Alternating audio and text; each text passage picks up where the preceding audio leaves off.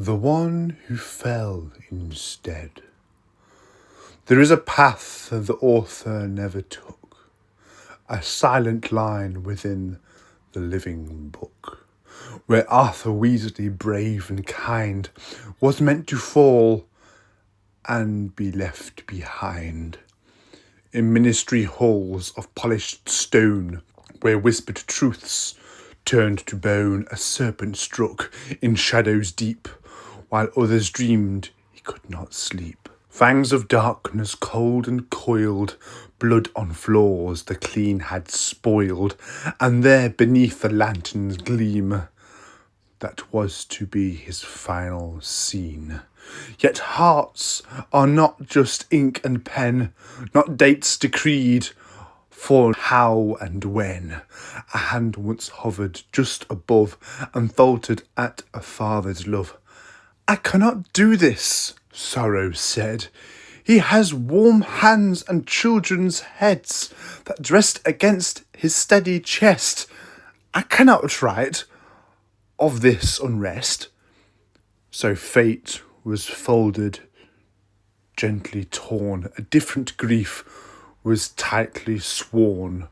For if one must be taken still, it must be by a crueler will. Not blood by birth, but chosen kin, a brother lost through death and sin. The man in black, the reckless star, who loved too fierce, who lived too scarred. A godfather in borrowed time, a life bent crooked by a cruel crime, yet laughing still through shattered years, and dying Harry's silent tears. Then in the archway cold and wide, with spell and fire on either side, he fell not screaming but in flight, vanished into endless night. No body stilled upon the ground, no heartbeat giving one last sound, just empty air where he had been, and grief that split the world within. And Harry stood where hope once grew, where family bloomed in borrowed blue. Not uncle, father, yet somehow more, a man he'd only just restored. So history bent, one life was spared, another lost to make it fair. For one to hold his children near, another vanished sharp and clear, not by a twist of strategy, nor pure in world necessity, but by the hand that shapes the tale, who chose who lives and who must fail.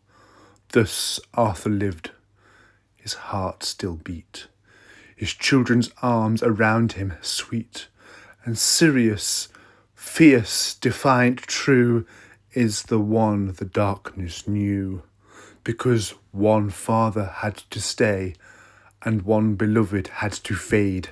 A choice made soft with a trembling grace left Harry in a quieter space.